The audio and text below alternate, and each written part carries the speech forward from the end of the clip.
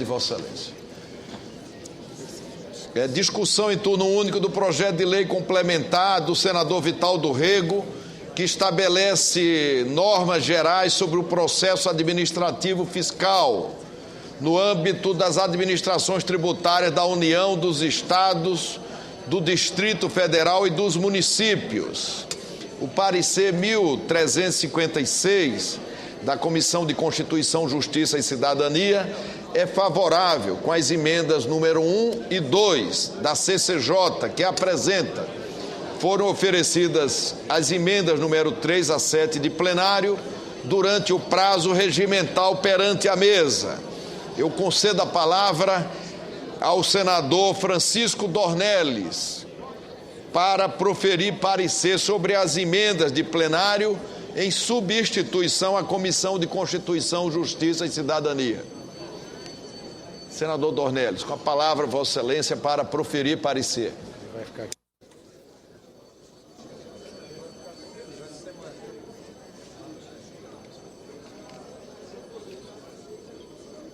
Senador querido. Senhor presidente, senhoras e senhores senadores, PLS 222, complementar de autoria do senador Vital do Rego, cria uma lei de normas gerais do processo administrativo fiscal que balizará as normas aplicáveis pelas administrações tributárias de todos os entes federativos. O projeto disciplina a garantia constitucionalmente assegurada aos litigantes em processo administrativo, aqui especificamente em processo administrativo fiscal, ao contraditório e à ampla defesa. No que tange a normas gerais que disciplinam no âmbito do direito tributário, o processo administrativo fiscal existe hoje uma lacuna. Não há dúvidas quanto à importância de suprir essa lacuna hoje existente, que leva a que cada ente federado, isoladamente, com base nos artigos 24, parágrafo 3º, ou no artigo 32 da Constituição, faça uso da competência legislativa plena ante a inexistência de lei federal sobre normas gerais que regulem o processo administrativo fiscal. Essa profusão de normas acarreta um custo adicional para os contribuintes, notadamente as empresas, que precisam ter equipes especializadas orientadas para cada um dos 27 diferentes ritos espaçadamente distribuídos pela União, Estados e municípios.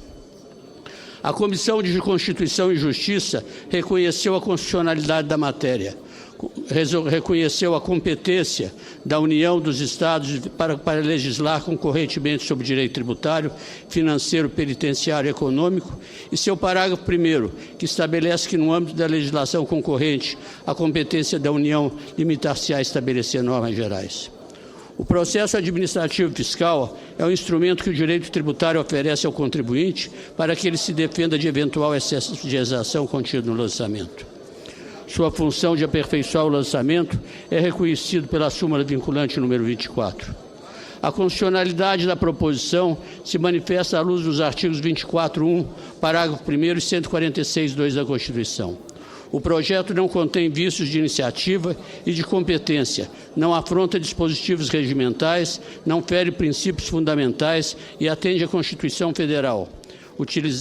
Quanto à espécie normativa, a lei complementar, utilizada para tratar a matéria, portanto, preenche os requisitos de juridicidade e constitucionalidade. A proposição foi redigida segundo os ditames da boa técnica legislativa, de acordo com as determinações da Lei Complementar 95. Como relator, apresentei 2 emendas já aprovadas pela Comissão de Justiça, visando atenuar impactos decorrentes da criação dessa regra. Uma emenda limita a obrigatória incidência da lei aos municípios com mais de 40 mil habitantes. A segunda estende o prazo de 1 para 2 anos, o prazo para que os entes federais alcançados pela lei adaptem as suas legislações.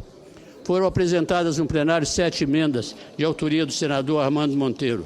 Conversei com o senador da pertinência das suas emendas, mas com ele conversei também a possibilidade de ser tratado em legislação futura. Por isso, só aceitei, retirou ele a emenda 1, 2 e 3, recusei as emendas 3, 4, 5 e 6 e aceitei a 7 com base em sugestão do PSDB, no sentido de que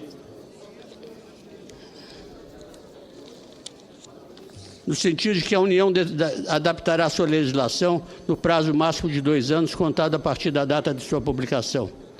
O Estado, a União, o Distrito Federal ou o município que não adaptar sua legislação específica no prazo ficará impedido de receber transferências voluntárias, salvo aquelas relativas a ações de educação, saúde e assistência social. Por essas razões, senhor presidente, nesses termos, sugiro a aprovação do projeto com a inclusão da emenda número 7 de plenário. Esse é o relatório. Temos a Vossa Excelência. O parecer do relator é favorável à emenda número 7 de plenário, na forma de subemenda, pela rejeição das emendas número 3, 4, 5 e 6, também de plenário, e pela prejudicialidade da emenda número 2 da Comissão de Constituição, Justiça e Cidadania.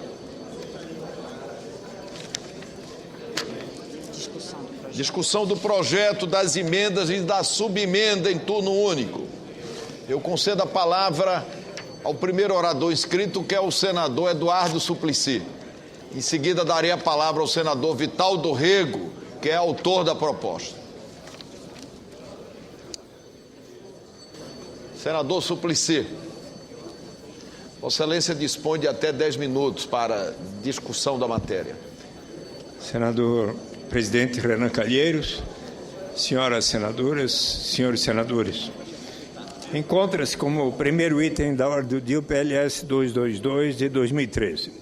Essa proposição compõe-se de 8 artigos. O artigo 1º define o objeto do projeto para estabelecer normas gerais sobre o processo administrativo fiscal, elenca os meios de defesa e recursos postos à disposição do contribuinte. O segundo fixa o trâmite do processo administrativo fiscal, especificando, por exemplo, as decisões, os recursos cabíveis em face de cada uma, os correspondentes prazos. O terceiro trata da definitividade das decisões do âmbito do processo administrativo fiscal. O quarto veda que normas legais e infralegais deixem de ser aplicadas no processo administrativo fiscal, sob o argumento de serem inconstitucionais, ressalvada a hipótese excepcional que define. O quinto fixa as prerrogativas para os membros dos órgãos de julgamento do processo administrativo fiscal. O sexto cria a possibilidade de serem elaboradas súmulas administrativas para orientar os julgamentos dos processos administrativos fiscais. O sétimo dá o prazo de 1 ano para que os entes federativos se adaptem às disposições da nova lei. E o oitavo fixa a cláusula de vigência. O projeto de lei número 222 pretende estender para os demais entes federativos uma estrutura existente que hoje atende às peculiaridades da União. Isso terá uma repercussão nos estados e municípios, acarretando o aumento de despesas. Consta na justificação do PLS que a adoção de lei complementar deve-se ao previsto no artigo 146, terceiro da Constituição Federal de 88, que a exige para estabelecer normas gerais em matéria de legislação tributária.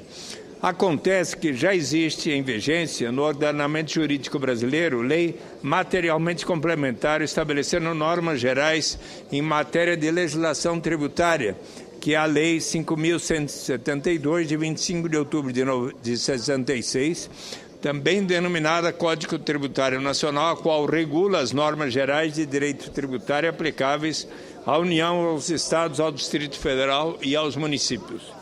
Em função disso, avalio que o objeto do PLS 222 não é matéria tinente à lei complementar, pois o estabelecimento de normas gerais sobre o processo administrativo fiscal no âmbito das administrações tributárias da União, dos Estados, do Distrito Federal e dos municípios não deve ser regulado por lei complementar.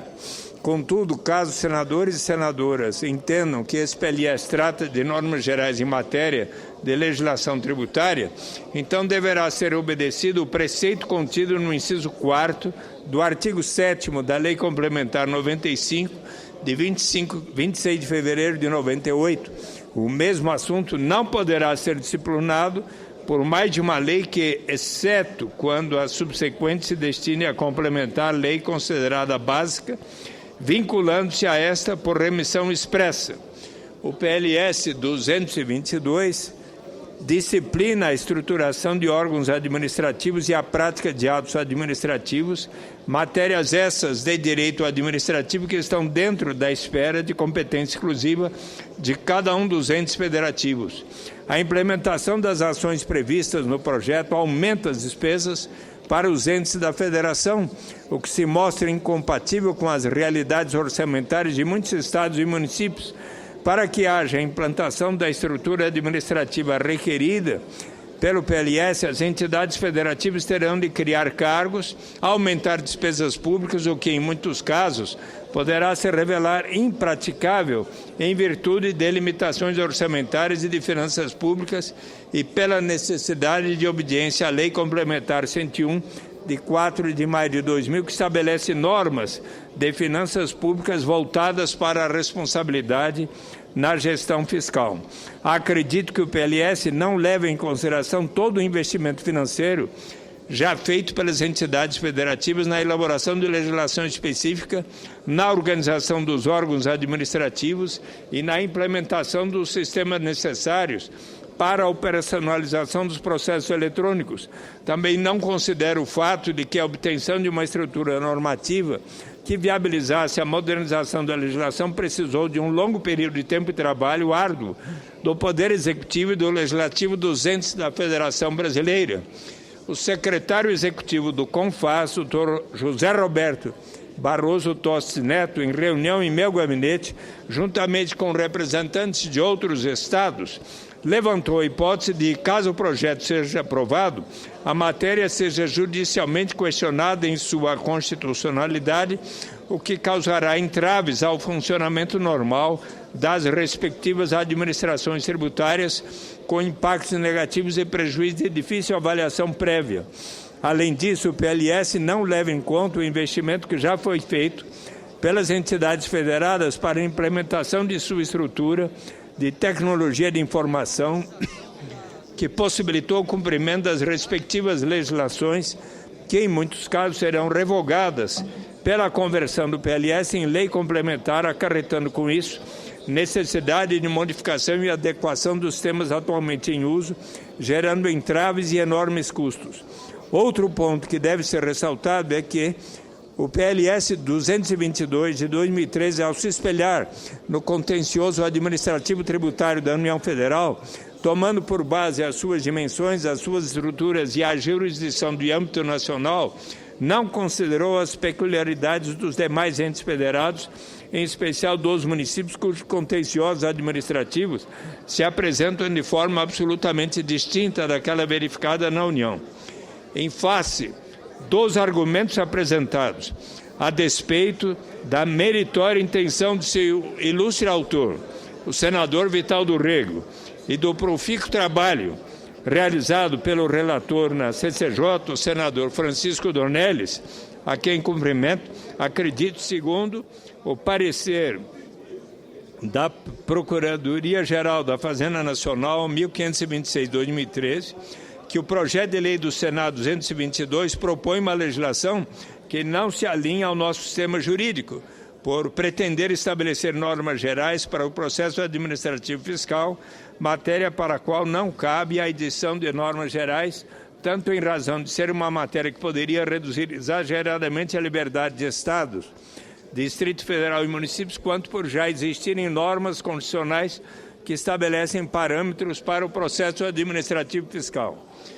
Ainda com base no parecer da Procuradoria-Geral da Fazenda Nacional, ressalto que a aprovação do projeto como lei complementar pode gerar bastante controvérsia em torno da legislação proposta, haja vista que todas as alterações promovidas no âmbito dos processos administrativos fiscais foram, até então, firmadas por leis ordinárias. Portanto, caso firmado o entendimento de que algumas matérias deveriam ser reguladas por lei complementar, correríamos o risco de uma série de processos voltados ao reconhecimento da inconstitucionalidade da atual legislação em todas as esferas de governo, causando uma gigantesca instabilidade jurídica.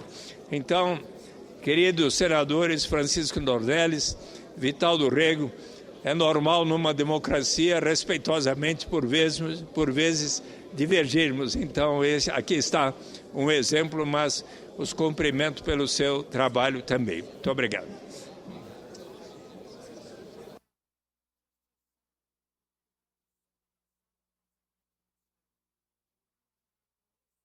Noite. Conceda a palavra ao senador Vital do Rego, que é o autor da proposta.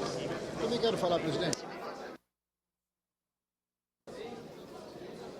Senhor presidente, senhoras e senhores parlamentares, inicialmente eu gostaria de respeitar a posição do senador Eduardo Suplicy, embora discorde de sua excelência em cada um dos seus pontos elencados. É muito fácil para nós, para mim na condição de autor, que apenas fui o primeiro subscritor, senador Dornelles, de uma ampla manifestação da maioria dos nossos pares que queria ter efetivamente regulado em legislação complementar uma norma geral sobre o processo administrativo fiscal. E Vossa Excelência, quando o senador Dornelles solicitou na Comissão de Constituição e Justiça a relatoria desse projeto, eu senti-me absolutamente tranquilo com o seu resultado final. Porque além da competência do seu relatório, o senhor traria também, eminente senador, a sua história como tributarista, a sua história como homem que conhece como poucos o Ministério da Fazenda, a Receita Federal. E essa história foi fundamental, senador Dornelles, para que o projeto pudesse hoje estar, presidente Renan, senhoras e senhores senadores, em ponto de votação. Nós estamos tardiando muito em estabelecer normas gerais do processo administrativo fiscal no âmbito das administrações tributárias da União, dos estados, do Distrito Federal e dos municípios, trazendo de volta ou assegurando o princípio do contraditório e da ampla defesa.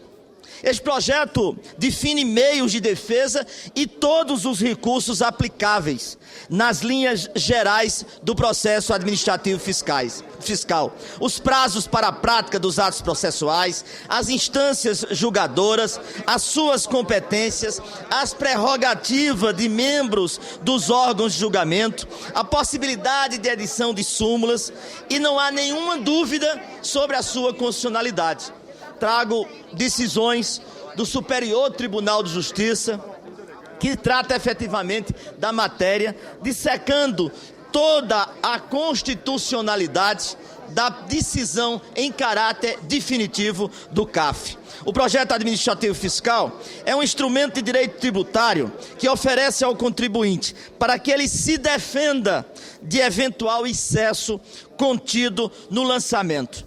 A súmula vinculante 24 do STF não admite a tipificação de crime material contra a ordem tributária antes do lançamento definitivo do tributo. O lançamento só é dado como definitivo quando não mais couber recurso no âmbito do processo administrativo fiscal.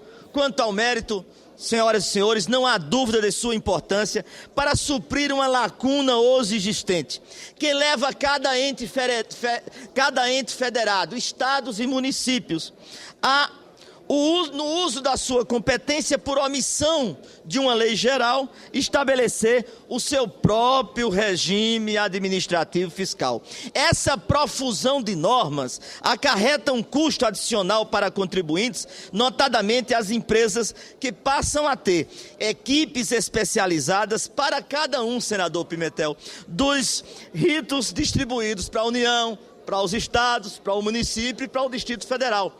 Na lacuna da inexistência de uma norma geral, como esta que nós estamos propondo através do projeto de lei complementar 222, todos os entes federados tinham o seu próprio processo administrativo fiscal. Então, o nível de relacionamento nesse Brasil continental, o senhor imagina, para o Ceará uma legislação, para a Paraíba outra, para os municípios outros, a confusão, desse regramento é total, é absolutamente total. Então nós estamos agora pedindo o apoio dos nossos pares.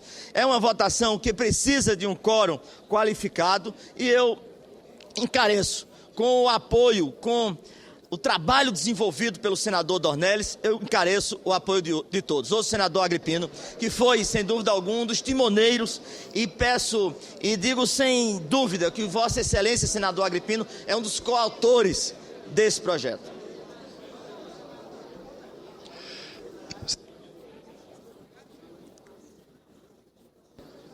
Vossa Excelência permite uma parte? Com prazer, senador. Senador Vital, essa é uma matéria moralizadora e que coloca ordem na questão tributária do Brasil. Vamos admitir que uma empresa de caráter nacional receba alta infração no Rio Grande do Norte, na Paraíba, em São Paulo, Santa Catarina, Mato Grosso do Sul e Amazonas. Atualmente, pela legislação, você pode ter definições diferentes em cada estado que tem a legislação, porque as legislações tributárias são diferentes de estado para estado.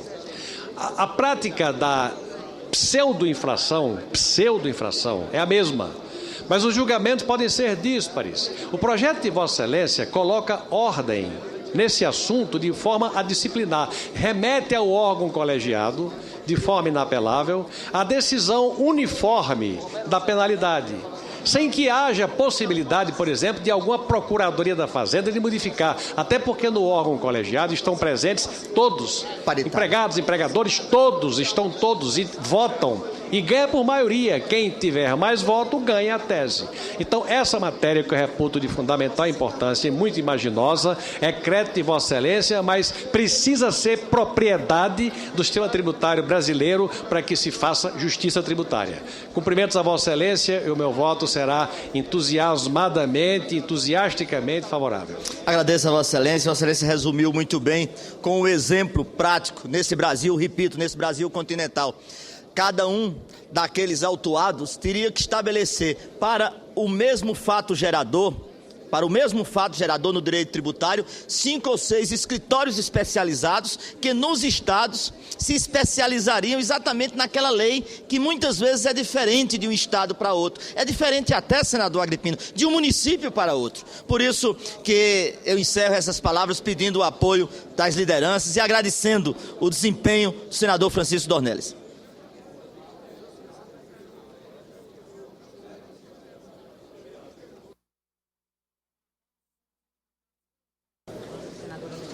Conceda a palavra à senadora Lúcia Vânia.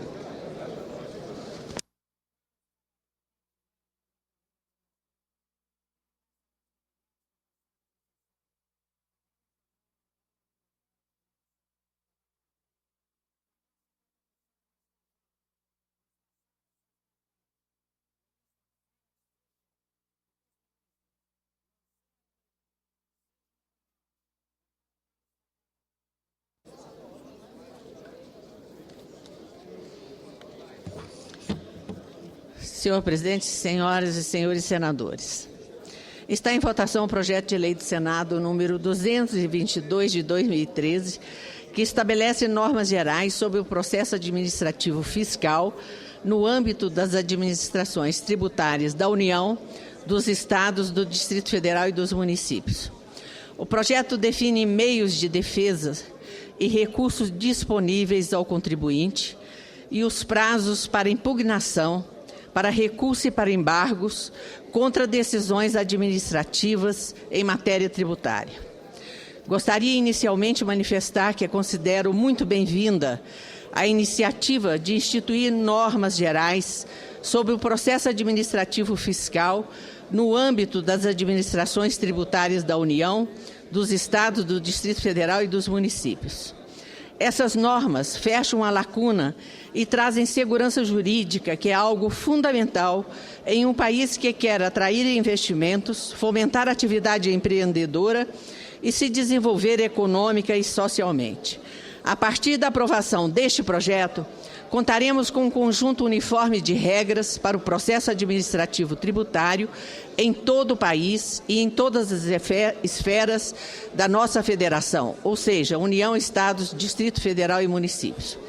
Quero também, dentre os diversos dispositivos do projeto, ressaltar os que dizem respeito aos pequenos municípios.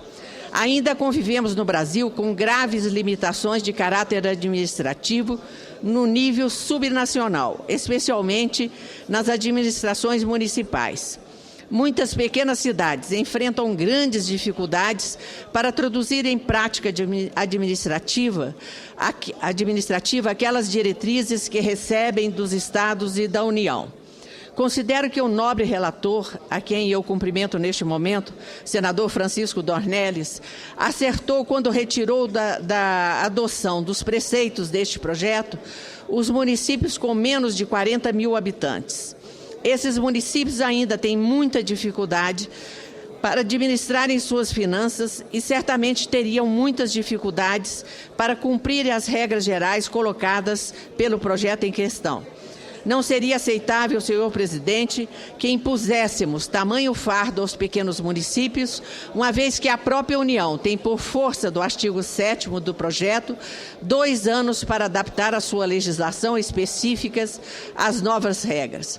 Portanto, senhor presidente, manifesto o meu voto favorável ao projeto, tendo plena consciência de que, ao mesmo tempo em que atendemos uma necessidade de aprimoramento do processo administrativo fiscal no país, respeitamos o ritmo dos pequenos municípios do interior do Brasil. Quero aqui terminar as minhas palavras, senhor presidente, cumprimentando o autor do projeto, Vital do Rego, e o relator, senador Francisco Dornelles.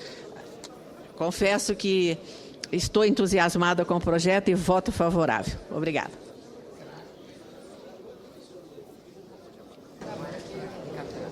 Conceda a palavra ao senador Ricardo Ferraço. Com a palavra, Vossa Excelência, para discutir a matéria.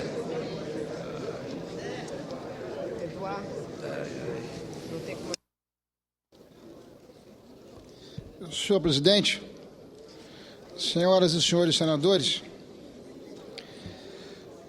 além, senhor presidente, de cumprimentar o senador Vital do Rego pela oportunidade da iniciativa que tem por objeto a definição de uma regra geral, linear,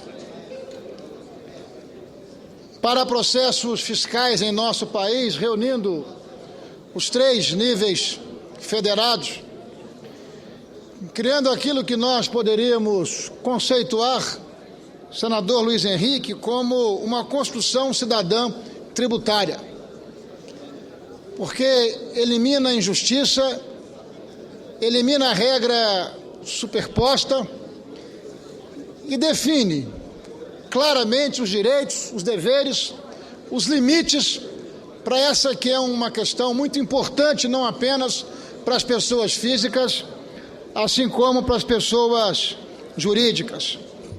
Este projeto, ao instituir normas gerais sobre processo administrativo fiscal, visa disciplinar e garantir constitucionalmente aos litigantes um processo administrativo e cria regras para o contraditório e a ampla defesa necessária, como determina a nossa Constituição Federal, sobretudo no seu artigo 5º. Além disso, o projeto também supre uma lacuna atualmente existente no que diz respeito à lei de normas gerais que discipline no âmbito do direito tributário o processo administrativo fiscal. Ocorre, senhor presidente, senhoras e senhores senadores, que justamente pela inexistência de lei federal sobre normas gerais que regule o processo administrativo fiscal, os entes federativos têm exercido competência legislativa plena. Daí que, ante a inexistência de uma lei e de normas gerais, tem se observado uma grande distorção entre as diversas legislações existentes no âmbito dos entes federativos, especificadamente no que diz respeito à diferença de recursos postos à disposição do sujeito passivo, prazos diversamente estabelecidos e ações de critérios diferenciados. Portanto, a oportunidade da iniciativa, ela é absolutamente importante, por isso mereceu também o parecer do eminente senador e professor Francisco Dornelles. Mas, além disso, senhor presidente, comunicar a Vossa Excelência e ao plenário que, após 1 ano e meio de um debate muito profundo nesta casa, nós concluímos hoje o debate sobre o aperfeiçoamento e a modernização do novo Código de Defesa do Consumidor. Código editado em 1990, de lá para cá mudou-se as relações de consumo, de lá para cá se alterou os padrões de consumo e um conjunto de elementos que nós precisávamos incorporar, nós o fizemos hoje tratando de temas relevantes, senador Vital do Rego, como é o caso do comércio eletrônico, que em 1990 era irrelevante, praticamente não existia, e hoje é uma ferramenta, hoje é um mecanismo de larga utilização por parte da sociedade brasileira. As estatísticas indicam que pelo menos 30 bilhões de reais por ano nós estamos constatando a circulação no comércio eletrônico. Mais de 50 milhões de brasileiros já se utiliza dessa ferramenta para a aquisição de bens, produtos e serviços. E faltava uma lei que pudesse estabelecer limites, regras, deveres e responsabilidades, assim como transparência e segurança jurídica na comercialização a partir do comércio eletrônico. De igual forma, também concluímos o debate em relação a uma outra proposta, um outro fenômeno do mercado de consumo brasileiro, qual seja o superendividamento, em razão de um elevado conjunto de brasileiros que acessaram o mercado de consumo e, ao acessar o mercado de consumo, através do acesso ao crédito, nós tivemos como distorção o elevado endividamento, e este projeto que nós votamos hoje, ele estabelece também critérios, estabelece conceitos e princípios absolutamente inovadores na realidade brasileira, como a corresponsabilidade, sendo que quem acessa crédito tem responsabilidade, mas quem concede o crédito também tem que ter responsabilidade, inclusive regulando o limite de 30% no crédito consignado, para que as famílias não comprometam o seu mínimo existencial. Ouço com prazer e alegria o senador Rodrigo Hollenberg, que foi o presidente da comissão, encerrando hoje parte relevante dos trabalhos. Agora, senhor presidente, chegou o momento de nós trazermos esse debate para o plenário do Senado, para que nós possamos concluir a atualização do Código do Consumidor. Ouço sua excelência com prazer. Muito obrigado, senador Ricardo Ferraço.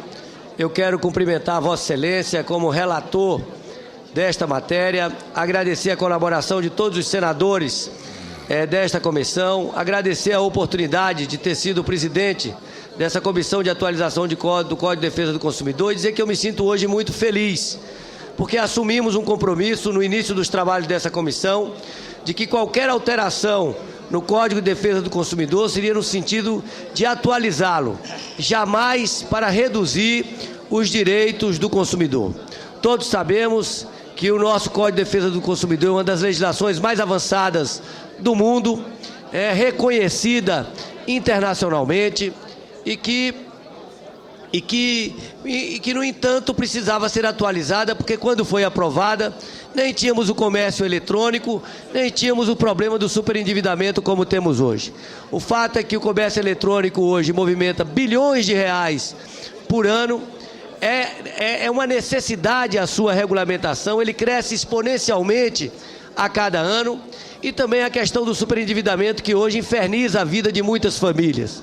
Nós tivemos um aumento de renda no Brasil nos últimos anos, um aumento do consumo, o próprio governo estimulou o consumo e o acesso ao crédito como enfrentamento a determinadas crises econômicas. Isso trouxe aspectos positivos, mas ao mesmo tempo também trouxe problemas que precisam ser enfrentados na repartição das responsabilidades em quem oferece o crédito e quem toma o crédito. Portanto, era necessário atualizar, dando tranquilidade e segurança jurídica. Quero agradecer e cumprimentar a comissão de juristas, presidida pelo ministro Herman Benjamin, pelo trabalho primoroso que fez e que facilitou muito o trabalho da nossa comissão. Mas cumprimentar de forma especial Vossa Excelência, que soube ouvir todos os segmentos interessados, o Movimento Nacional Consumerista, as entidades de defesa do consumidor, e preparou um relatório que realmente aperfeiçoa, atualiza, melhora o Código de Defesa do Consumidor. Nosso apelo é para que essa matéria possa ser apreciada e aprovada brevemente no plenário do Senado como uma contribuição importante que esta Casa dá à ampliação dos direitos consumeristas. Agradeço a Vossa Excelência que nos presidiu, que nos coordenou ao longo desse período em que nós fizemos um amplo debate. Foram muitas as audiências públicas, tendo aqui uma relação direta com a sociedade, tendo aqui uma relação direta com todos aqueles que têm uma ligação direta com o direito do consumidor. Portanto, senhor presidente, é o momento de trazermos esse tema para o plenário, para que ao final nós possamos, Vossa Excelência, que foi ministro da Justiça, que há tempo se destacou liderando processos em defesa do consumidor, que nós possamos agora, em plenário, fazermos um enfrentamento final desses temas, para que a população brasileira, para que a sociedade brasileira possa ter um código adequado às regras de consumo atual. Muito obrigado, senhor presidente. Agradecemos a Vossa Excelência. Não havendo mais quem queira discutir a matéria, declaramos encerrada a discussão. Passa-se a votação. A presidência esclarece ao plenário que são previstas 4 votações nominais para essa matéria. Do projeto, da emenda número 1 da Comissão de Constituição, Justiça e Cidadania, da subemenda à emenda número 7 de plenário e das emendas de parecer contrário.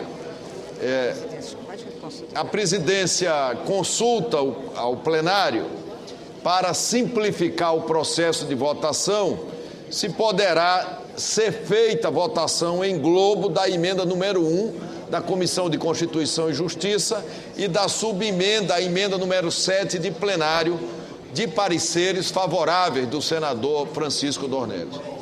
Senador José Agripino. Pelo democrata, sim, senhor presidente. De acordo. Os democratas concordam, estão de acordo.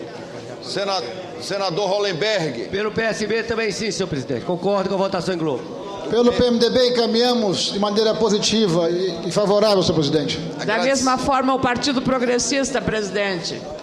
Senhor presidente. Agradecemos a Vossas Excelências. Senhor presidente.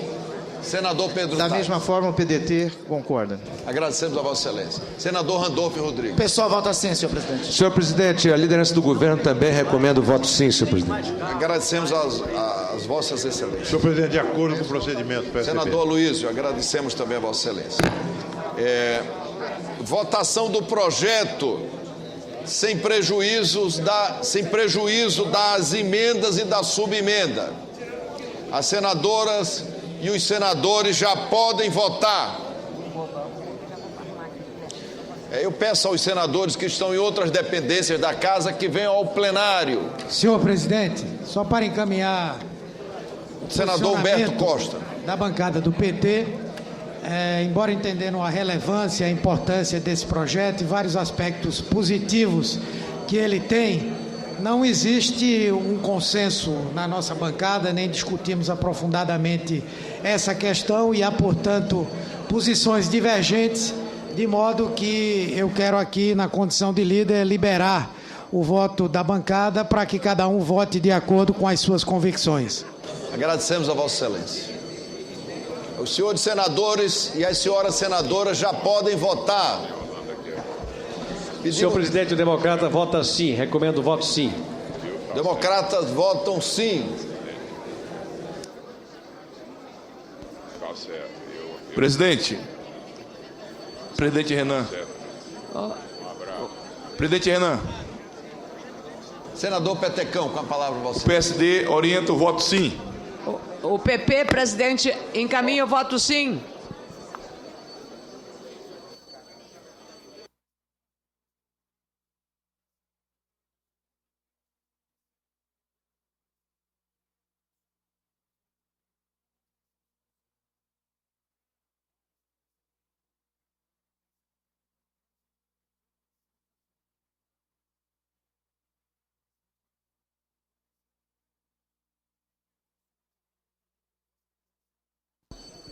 Senhor presidente, em nome da bancada do PCdoB, eu gostaria de caminhar o voto a favor, senhor presidente. Voto sim.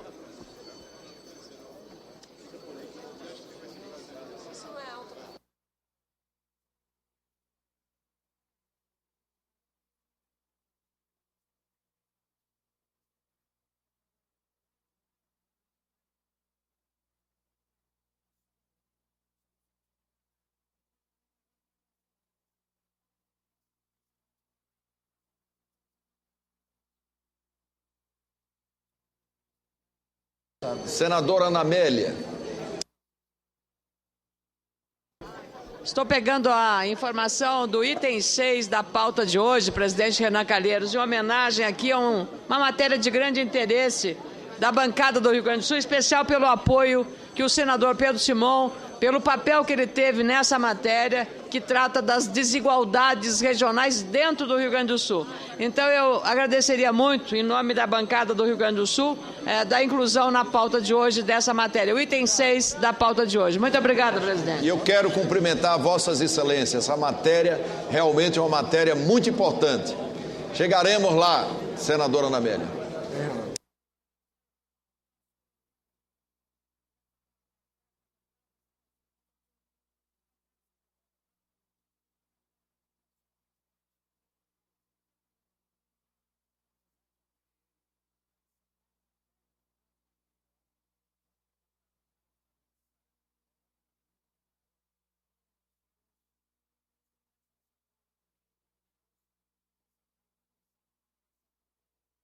Senhor presidente, pela ordem, presidente.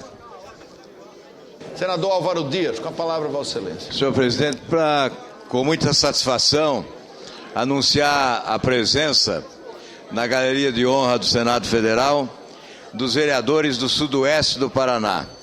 Vereadores de todos os partidos, suprapartidariamente reunidos em Brasília, apresentando reivindicações daquela região que é uma região extremamente politizada no nosso estado. São várias as reivindicações, tanto no Executivo quanto no Legislativo, e nós damos as boas-vindas a esses vereadores do Sudoeste do Paraná. Os nossos cumprimentos, os cumprimentos do Senado Federal. Senhor presidente, quero também reforçar aqui as boas-vindas aos nossos vereadores. Ontem tive a oportunidade de recebê-los. E, de fato, é uma região próspera do nosso estado, responsável por uma produção agrícola considerável para o consumo interno do país e que tem crescido muito no estado do Paraná. Então, quero me somar aqui ao senador Álvaro Dias e também dar as boas-vindas e desejar muito sucesso aí na caminhada dos nossos vereadores e prefeitos também que acompanham essa comitiva. Senador Pedro Taques. Presidente, gostaria também de registrar a presença de membros do Legislativo do município de Colíder, no estado de Mato Grosso, que aqui se encontram. Aqui vieram tratar, junto com o escritório do Paraná, a respeito da participação da Copel lá no município de Colíder. O senador Álvaro Dias está nos auxiliando nesta empreitada no estado de Mato Grosso. Muito obrigado. Agradecemos a Vossa Excelência.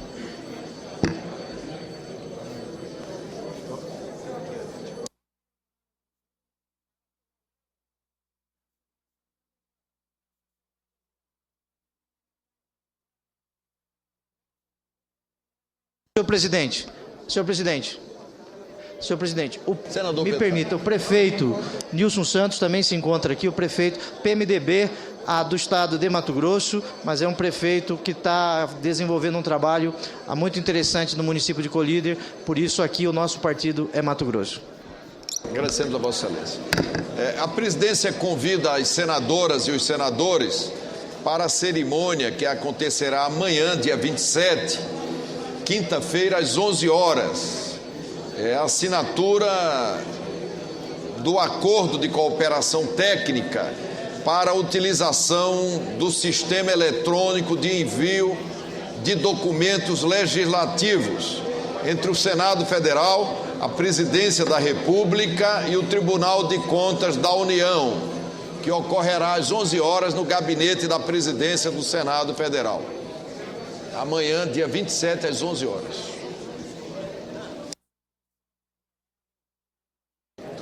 Se todos já votaram, nós vamos encerrar a votação e proclamar o resultado. Senador Eunício Oliveira, senador José Pimentel, senador Jaime Campos. Senhor presidente, pela ordem. Senhor presidente, Luiz Henrique, pela ordem. uma palavra, Vossa Excelência. Amanhã, na Comissão de Relações Exteriores, presidida pelo nobre colega Ricardo Ferraz, teremos duas audiências públicas muito importantes. Pela manhã, às 10 horas, estará presente o ministro da Defesa, embaixador Celso Amorim, e amanhã à tarde, às 14h30, estará na Comissão de Relações Exteriores o embaixador Roberto Azevedo, recém-eleito presidente da Organização Mundial de Comércio.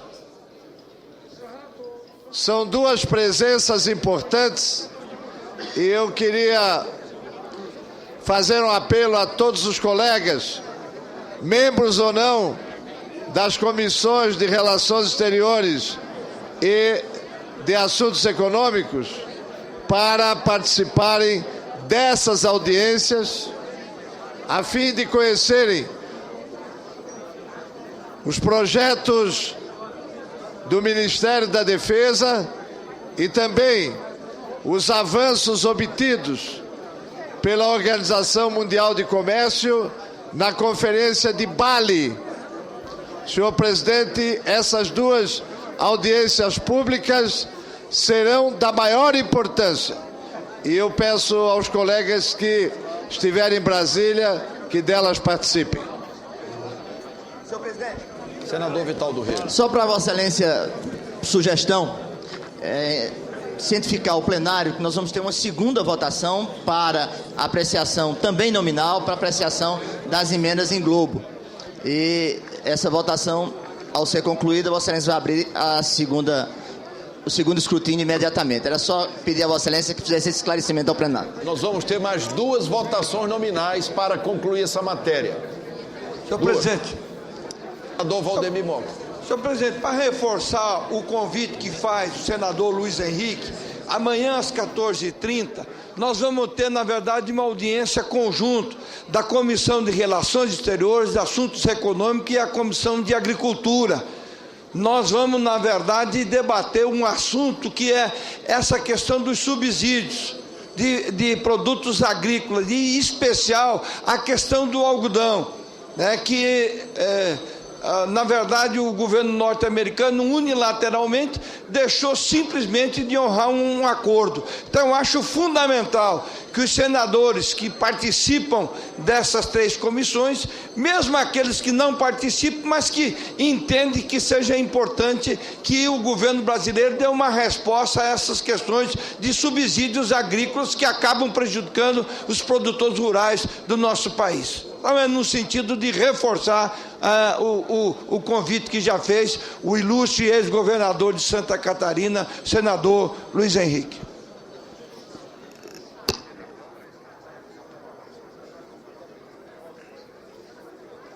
Se todos já votaram, nós vamos encerrar a votação e proclamar o resultado. Sim, 64, não, um voto, nenhuma abstenção.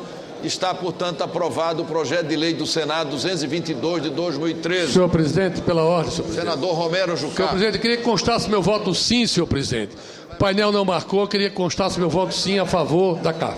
A ata registrará a manifestação de Vossa Excelência.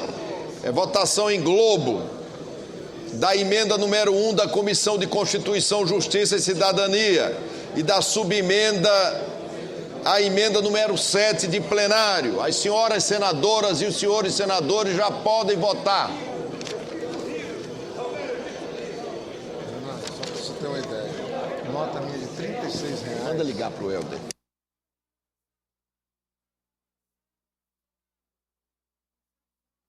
Senhor presidente, ao agradecer a manifestação dos colegas, nessas emendas também o voto é sim. Senhor presidente Renan Calheiros,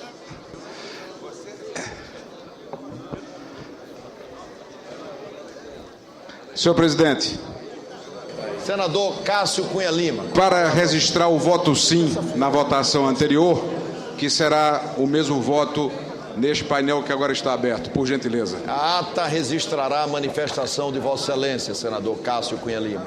Senador Eunício Oliveira. Senador Renan Calheiros, só para encaminhar favoravelmente a emenda, né, que foi relatada do PLS pelo senador Vital do Rego, o PMDB encaminha o voto sim, senhor presidente.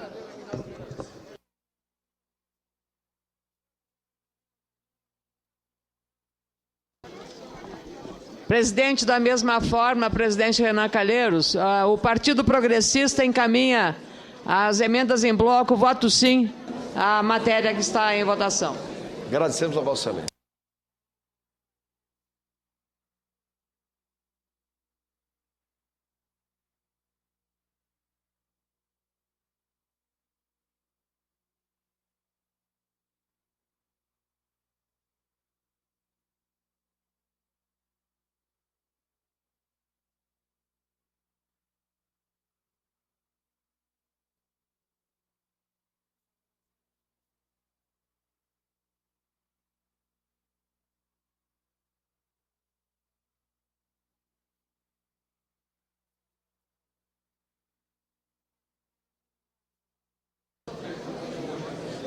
Se todos os senadores já votaram, nós vamos encerrar a votação e proclamar o resultado. Tem que ter 41 sim. Senador Lindbergh Farias.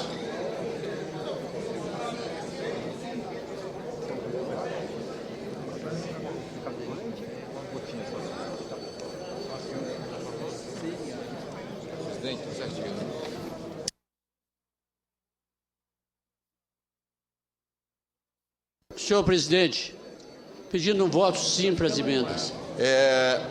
O senador Francisco Dornelles, que foi o relator desse projeto de lei complementar, está lembrando a necessidade do voto sim. Nós vamos encerrar a votação e proclamar o resultado. Eu queria lembrar a casa que nós vamos ter ainda mais uma votação para concluirmos a apreciação dessa matéria. E vamos ter também outras votações nominais.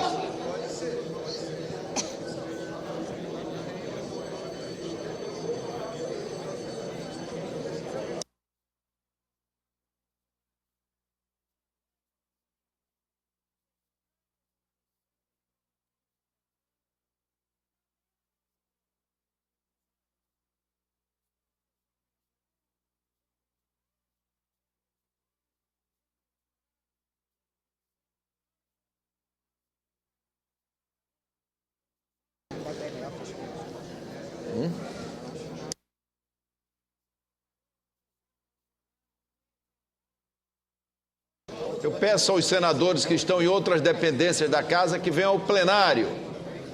Consulta ao plenário se podemos encerrar a votação e proclamar o resultado. Nós vamos encerrar a votação. Sim, 55, não 1, uma abstenção. Estão aprovadas a subemenda. Aprovada a subemenda, ficam prejudicadas a emenda número 2 da Comissão de Constituição e Justiça e a emenda número 7 de plenário. Nós vamos fazer a terceira e última votação na apreciação dessa matéria. Votação em globo das emendas números 3, 4, 5 Pela ordem, 6. senhor presidente. Eu só queria registrar que na subemenda meu voto é sim. Senador Cidinho Santos. Senhor presidente. Senador Eunício. Já pode encaminhar? Votação em globo das emendas número 3, senhor 4, 5 e 6. Senhor presidente, pela ordem, meu voto é sim. Agradecemos. De parecer contrário, as senadoras e os senadores já podem votar. Se os líderes desejarem encaminhar o posicionamento de suas bancadas, podem fazer. O PMDB encaminha não, né, as subemendas número 3, 4, 5 e 6. Portanto, o PMDB pede aos senadores do partido que votem não a essas subemendas. O PMDB recomenda o voto não. Partido Progressista recomenda o voto não. Partido Progressista recomenda o voto não. Senhor presidente, o PTB, PR, PSC e PRB recomendam o voto não. Bloco União e Força recomenda o voto não. Bloco União e Força recomenda o voto não. Democrata vota não, senhor presidente. Democratas vota não. Democratas votam não. PSB vota não. PSB vota não.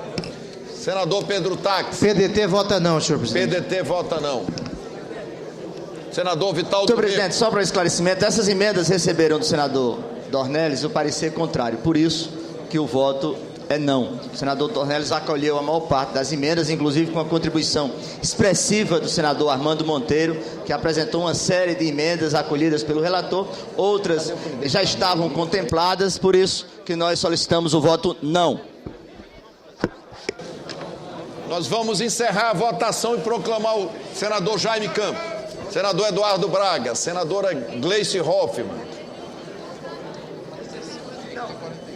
41, né? E agora é? Agora não. Agora não, vice. Todo mundo. Não.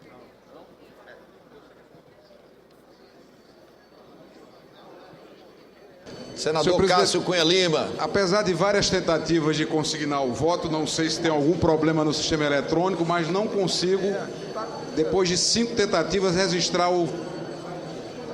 Senhor presidente. Não sei se posso anunciar o voto não.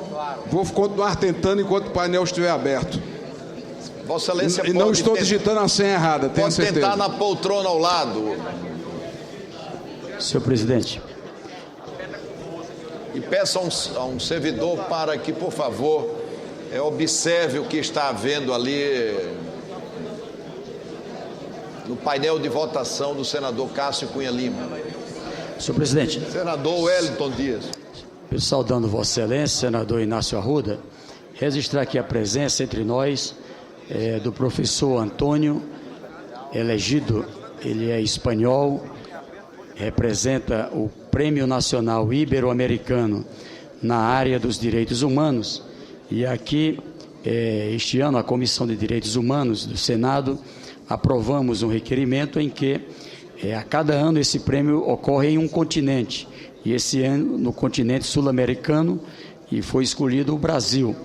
E será feito em parceria com a Comissão de Direitos Humanos do Senado Federal. Então, muito nos honra a presença aqui do professor e jornalista Antônio Elegido, aqui também a doutora Cleane, também que o acompanha, e daqui a pouco com a senadora Ana Rita, com outros membros da Comissão dos Direitos Humanos, estarão tratando desse tema, que seguramente também estaremos tratando com Vossa Excelência e contamos com o vosso apoio. Muito obrigado. Nós vamos encerrar a votação e proclamar o resultado. Sim, 4, não 52, nenhuma abstenção. Estão, portanto, rejeitadas as emendas 3, 4, 5 e 6.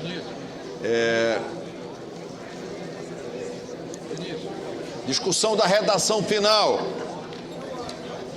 Não havendo... Pela ordem. Senhor presidente, pela ordem. Pela ordem, eu concedo a palavra ao senador. Para registrar o meu voto favorável. A ata registrará... Contrário às emendas. A ata registrará a manifestação de Vossa Excelência. Discussão da redação final. Senhor presidente, só para corrigir meu voto, eu encaminhei não aqui pelo PMDB e na hora de digitar eu puxei aqui e saiu sim lá, desculpa. Então meu voto é não. Diz aqui o Vital que é o ato. Consideramos retificado o voto de Vossa Excelência. Senador Eduardo Braga. De uma forma, senhor presidente, a intenção era o voto não e eu votei sim, senhor presidente. Então eu queria ratificar o nosso voto. Presidente, do mesmo jeito, a minha intenção era não e eu votei sim. Será retificado o voto de Vossa Excelência, senador Valadares. Seguindo o nosso líder do governo aqui também, presidente, também solicito a ratificação. Será retificado também o voto de Vossa Excelência. Discussão da redação final. Não havendo quem queira discutir a redação final, declaramos encerrada a discussão da redação final e passamos à votação da redação final. Os senhores senadores que aprovam a redação final permaneçam como se encontram. Aprovada a redação final, a matéria vai à Câmara dos Deputados.